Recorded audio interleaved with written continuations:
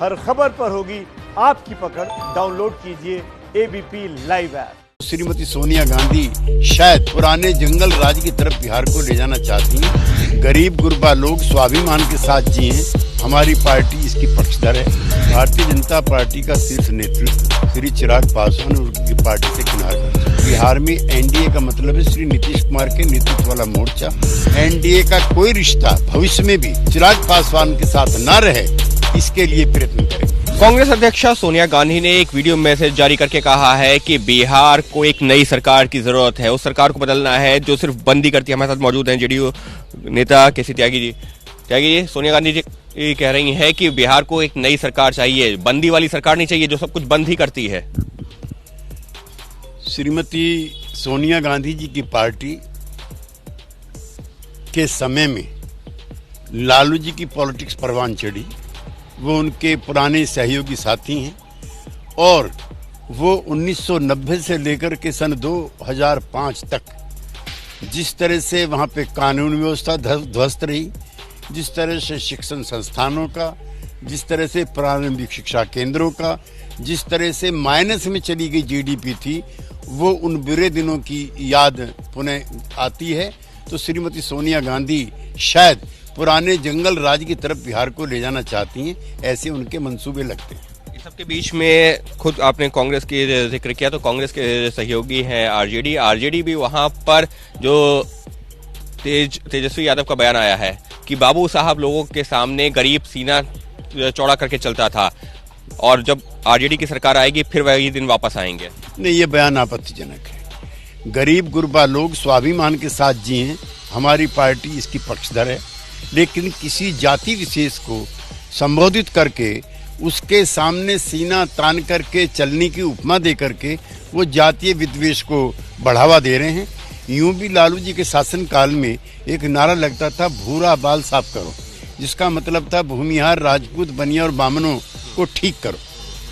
और इस सबके बीच में बीजेपी का भी जो बयान आ गया है, खुद सुशील मोदी ने कहा है कि ये बयान राजपूत विरोधी है और जिस तरीके से ये टिप्पणी की है उसको जो है उन्होंने भी क्रिटिसाइज किया। श्री लालू प्रसाद यादव मार्ग का राजनीति का ये एक्सटेंशन है। प्रारंभिक दौर में लोगों को लगता था कि आरजेडी और तेजस्वी यादव शायद भिन्न किस्म की राजनीति के पक्षधर हैं, लेकिन कल के उनके वक्तव्य से उनकी संजीदगी के सारे पर्दे हट गए हैं और वो लालू मार्ग का पॉलिटिक्स को ही आगे बढ़ाने का काम करेंगे। बिहार की जनता को ये समझ लेना चाहिए। वहीं बीजेपी के सांसद, युवा सांसद हैं तेजस्वी सूर्या, वो ये कह रहे हैं कि चिराग पासवान अच्छे दोस्त हैं, लेकिन सिर्फ यहाँ दोस्ती तक की बात नहीं हुई। ये हुआ कि अगर जो है चुनाव के बाद भी क्या ये दोस्ती जारी रहेगी, क्या राजनीतिक तौर पर भी। उन्होंने कहा कि ये तो चुनावी नतीजों को देखने के बाद में तय किया जाएगा। क्या इशारा कर रहा है? क्योंकि चर्चा बार बार ये होती है कि क्या कहीं बीजेपी और एलजेपी साथ में तो नहीं है, क्या कहीं चुनाव के बाद में समीकरण बदल तो नहीं जाएंगे जो चुनाव से पहले है कि जेडीयू और बीजेपी साथ में। भारतीय जनता पार्टी का शीर्ष नेतृत्व श्री चिराग पासवान और उनकी पार्टी से किनारा कर चुका है। प्रधानमंत्री, गृह मंत्री, रक्षा मंत्री और पार्टी अध्यक्ष श्री नड्डा जी कई अवसरों पर घोषणा कर चुके हैं कि बिहार में एनडीए का मतलब है श्री नीतीश कुमार के नेतृत्व वाला मोर्चा। वो उन्हें वोट कटवा कह चुके हैं, अति एम्बिशियस कह चुके हैं। लिहाजा बिहार एनडीए का श्री पासवान जी की पार्टी से या श्री चिराग पासवान से दूर दूर तक कोई रिश्ता नहीं है। निजी तौर पर दिए गए वक्तव्य को पॉलिटिकल अंदाज में नहीं देखना चाहिए। लेकिन उनकी वो लाइन अपने आप में महत्वपूर्ण आप नहीं मानते हैं कि चुनाव के बाद देखेंगे कि क्या होगा?